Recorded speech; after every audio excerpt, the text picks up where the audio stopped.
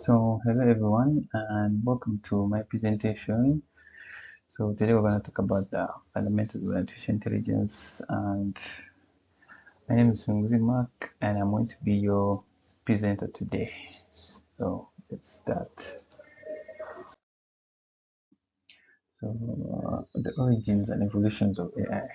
So the quest of creating machines that can think dates back to centuries, from Leonardo da Vinci's humanoid sketches in 1495 all the way to Alan Turing's 1950 seminar paper that suggested the possibility of machines exhibiting true intelligence, setting up the field for artificial intelligence.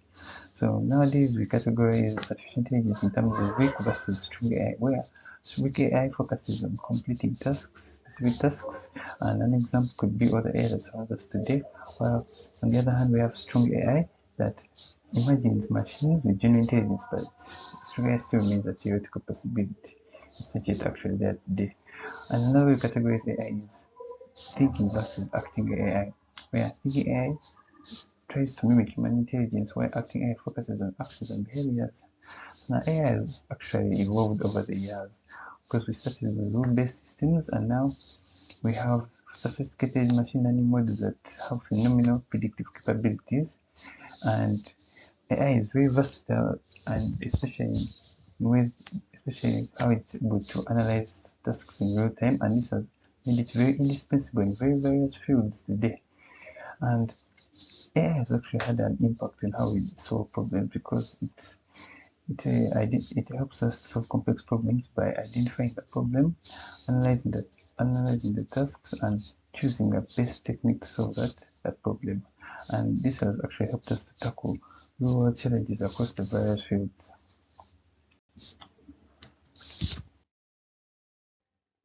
So now throughout my discussion, I want to be referring to my AI project that basically uses weak AI to create a restaurant rating system.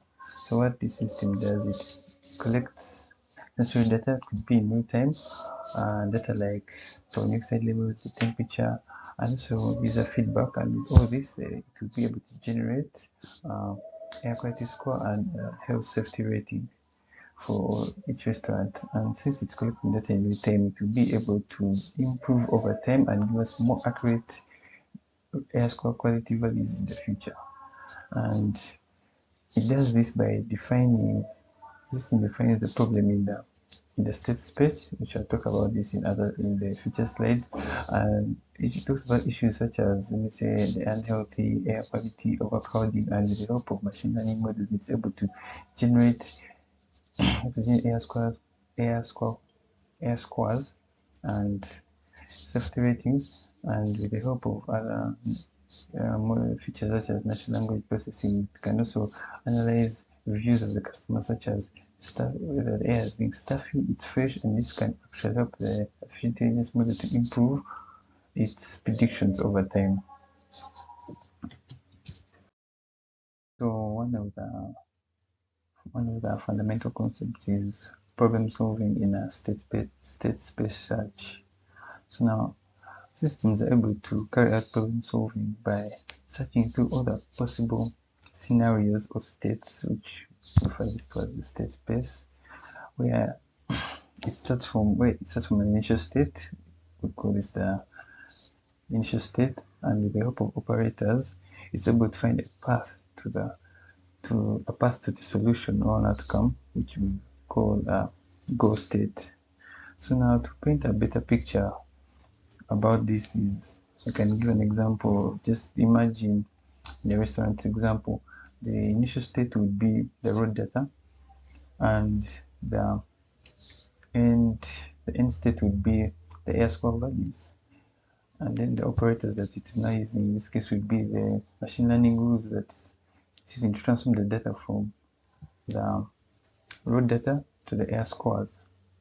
And for a computer to achieve problem solving, what we need is to define the problem precisely, analyze the problem, and isolate and present necessary information about the task, and then choose the best problem solving technique. So now there are two types of such techniques. One is informed search, and the other is uninformed search. So now, informed search, we are letting the program to search through the problem without any prior information. Examples of this is breadth first search and then the depth first search. Then on the other, we have informed search where we're giving it hints, clues. These we call them heuristics, the functions that help you to easily come up with a solution, get to the solution faster. This makes informed searches more efficient. Informed search, like I talked about in my previous slide, another term for this is heuristic search. And heuristic search uses heuristics, which is a function that estimates how close a state is to a goal. And it takes the state and returns an estimate value to the goal state. And a way of coming up with this heuristic is through problem relaxation, where we relax the constraint. So in terms of my project, the heuristic function would be something like, for example, if the combination state labels are high and the customer review includes some keywords like stuffy, then they would return a safety score of it's unsafe. So now this doesn't necessarily give us the exact air score, but it gives us an estimate. It's categorized as an estimate of what unsafe air, and this also adds on to the fact that heuristics should be admissible. It should never overestimate the cost of which they're going to just be an approximate. It shouldn't overestimate. It should just be something close. It should underestimate. And examples of algorithms that carry out informed search is one could be hill climbing, where the system gets the nearest best value, the nearest best value that helps the system come up, get faster to that helps the system explore the state problem faster. But the problem with this, that's a drawback. It usually gets stuck on local maxima, which may not necessarily be the most optimal value. So that's where the best first search comes in, where it balances the advantages of depth first search and best first search, and use the heuristics to help the algorithm get the algorithm better in finding the problem. So for to put what I talked about in the previous slide into application, and give an example of now the project where now initially we start with raw data, PV, carbon dioxide tables, humidity, temperature, traffic, and then with the help of operators such as the machine learning model rules, we would transform the data from the initial state to the goal state. And now the information getting in the goal state has to be classified under certain categories depending on the information that we're getting, and that is a type of data mining. And this also shows how the type of intelligence the machine learning model shows in this case is logical mathematical intelligence, where it's able to convert the problems into rules constraints, and come up with mathematical computations for them and produce a air score which it can then classify. But then it raises a problem because it does not know a front problem. It doesn't know what data is relevant, whether it will consider humidity over traffic rules, whether in certain categories the traffic data will be more relevant than others. And so now those are the problems the machine learning model faces in this case. Search and or graphs. So sometimes some problems could be so large that it requires us to break them into smaller individual problems. And depending on the goal state or outcome we want you to require either solve either all the problems or some of the problems in order to achieve the desired outcome. For example, in the example of a restaurant, if to come up with, let me say, a restaurant recommendation based on your health, it has to solve two problems. One, come up with the air score, and also determine the likelihood you face a disease on that particular restaurant, so that it generates a restaurant recommendation that would satisfy you, the user, to meet your requirements. So, a way we will achieve this is using an AO-star algorithm, which basically uses heuristics to come up with a cheap solution graph that meets the desired outcome. So another problem solving by search is game playing, where think of games like chess that can be modeled using game trees, and a game tree is basically a layer tree that represents all the possible moves players can make. So now our system can use algorithms like minimax and alpha beta pruning, where minimax is practically the system practically makes moves that minimize its loss and maximize its potential gain, while pruning can makes it easier by cutting off branches that the system clearly knows that it will not benefit from. That makes the system search through all the possible outcomes faster since some branches are being cut off. So an example is for example, in a scenario like a restaurant where you have, let's say, you have the weather data and user feedback. So now the algorithm has to predict all the possible states the restaurant will be in, and in case of a future scenario where the external weather becomes bad, then it will predict that air quality will then be bad, and then it will then flag it as unsafe air.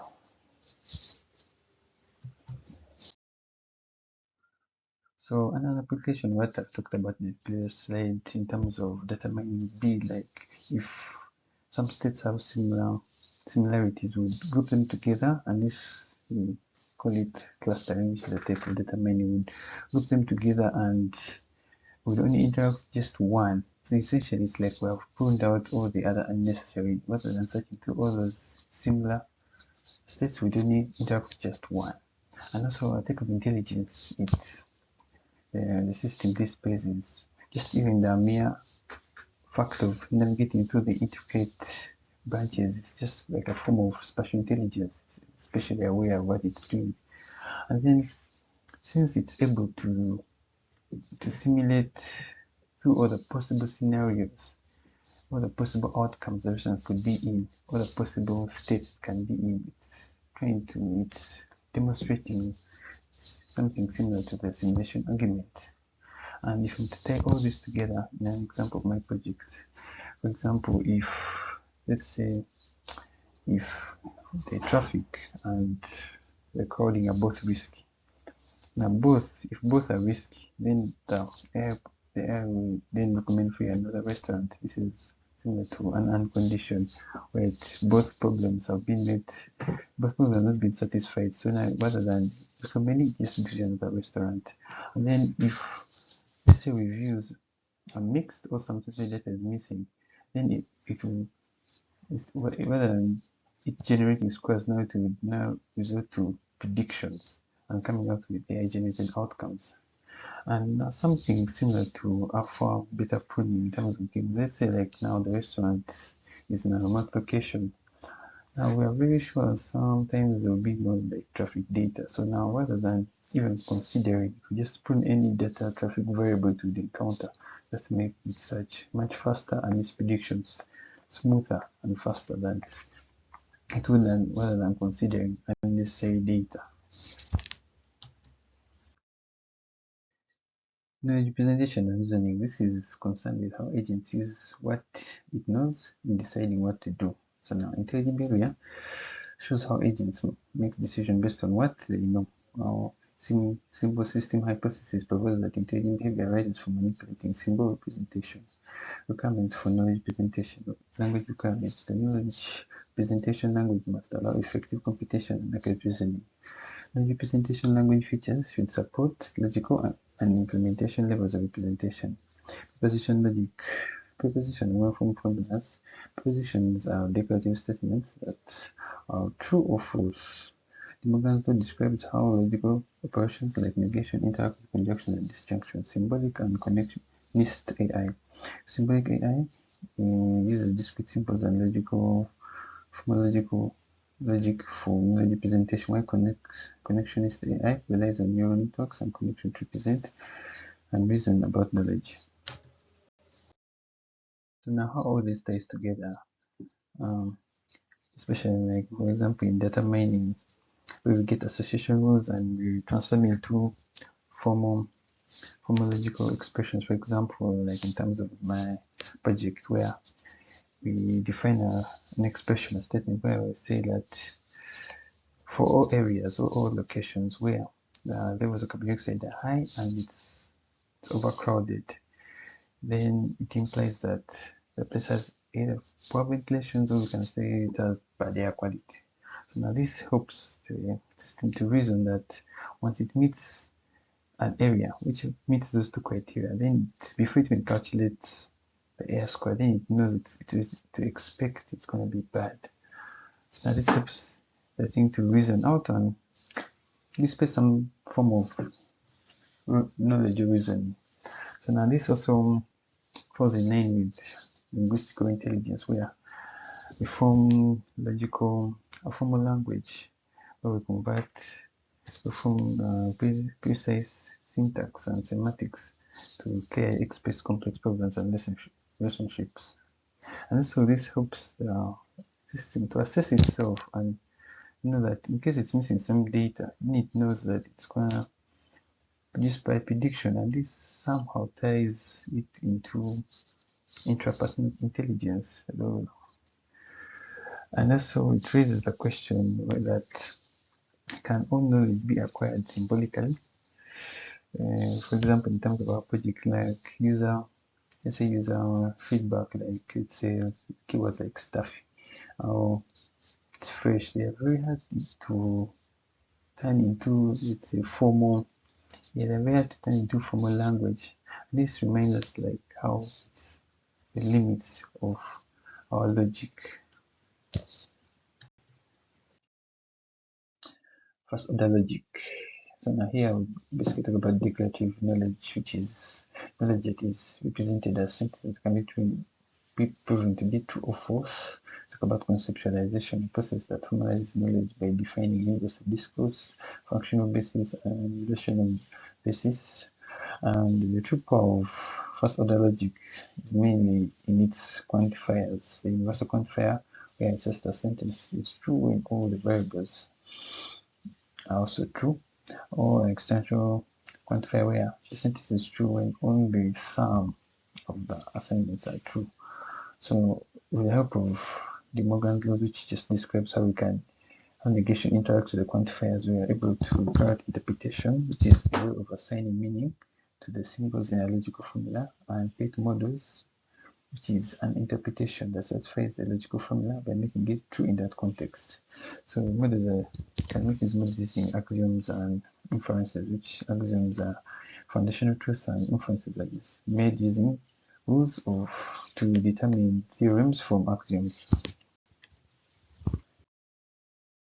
So in inference in first order logic, we're going to talk about resolution and refutation and soundness and completeness. Now resolution is a rule of inference used to prove uncertainty in a set of clauses, while refutation demonstrates uncertainty, proves logical implication.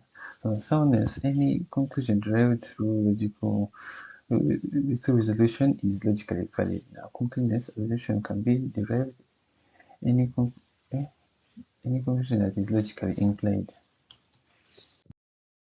So application of inference in first order logic, if I'm to explain it in terms of my project, give an example. Let me give an example of a first order logic statement, like if the carbon dioxide levels are high and also the PM 2.5 particles are also high, then the air quality will be risky.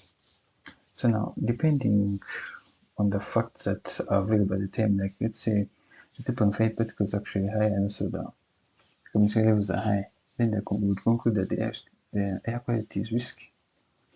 And depending on the different facts, we produce different conclusions. And now we'll be able to classify all of these conclusions. And this is a type of data mining. And of course, the type of intelligence the system is displaying is logical mathematical intelligence because we're able to manipulate the symbols according to the strict logical rules and arrive to different conclusions. And this also takes us back to that philosophical problem that we faced in the Chinese room argument, where just because the system is able to manipulate the different symbols and produce an output, does it truly understand what it's doing? Does it understand the implication of what it's doing? So reasoning under uncertainty and planning. So now, there are some times when the system cannot decide whether something has happened or it has not happened, or whether it's true or false. And then in these times of uncertainty, we always now fall back to using probability theory to solve these uncertainties. And when we use Bayes networks and Bayes rules to help us achieve this. Now, Bayesian networks is essentially just a network of connected events, each having its own probability. Let's say, for example, in context of my project, like could be like the time of day, could be rush hour. So now rush hour, of course, is going to affect the population of the restaurant. Now the population of the restaurant is just going to affect the amount of particles in the air, and it is this amount of particles in the air that will affect the air quality score. So now, depending on the probability of each of the events, they keep on affecting the final outcome. And with the help of Bayes rules, each time new data comes in, it helps us to update our beliefs and come up with new solutions, new probabilities to solve the uncertainties. So now let's talk about planning. So now at the end of the day, the system has been able to come up with let's say a decision, or it has solved its uncertainties. Now it has to come up with a plan for the next coming actions. And then, so with the help of strips, goal seeking planning, and all planning graphs, the system is able to actually create plans. Let's give an example of one evening you decide to go to a restaurant. So you ask the system to give you a recommendation. So now the system, knowing, like, let's say one restaurant X is not recommended because it's overcrowded, so it will recommend you Y. And this is important because now in some scenarios, if now Y is the best safe option, it has to first check whether it's also still available, because it could not be available, it could also be flagging its own issues. And so at the end of the day, this would help in planning, such that the system can be able to achieve the end goal that we've set or that we've given it.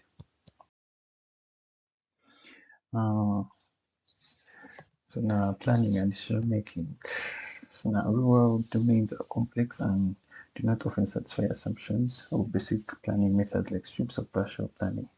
So yes, planning and decision making isn't one-time thing, it's something actually that's sequential. And in terms of my project, the best I can explain this is in terms of the system's ability to make a recommendation. So let me give an example of, let's say, the restaurant's air quality score and safety rating isn't solely based on only the air quality, but so it will be based on also the population of the restaurant in the next like 1 hour. So now this is modeled with Markov decision processes, because each step affects another. Let's say by the time you reach there, in the next 1 hour, the population has increased, you will be inconvenienced. So the system has to be able to predict that, depending on the distance, by the time you would get to that recommended restaurant, it would really be sufficient. And with the help of the Bellman equation that helps us compute optimal policies in MTPs, ensuring the best action sequence is chosen. So, policies like avoid restaurant X and Y during rush hour. Those policies are that help the AI to make better decisions and that will meet the end goal or end state that we require. So now to wrap this all up, we'll talk about machine learning. Machine learning is a subset of artificial intelligence that focuses on algorithms that learn from data and improve with experience. So now our project Yes, it's the heart of our project because it's basically using the machine learning model to carry out most of the predictions. It carries out classification where it classifies a score whether it is safe or unsafe. It carries out regression where it predicts the air score based on the inputs. It carries out supervised learning where we feed it information, labeled information, and we also carries out the reinforced learning where it carries out try and error depending on the prediction it has made. If it fails, then it carries out another prediction until it passes. So that is it all for today.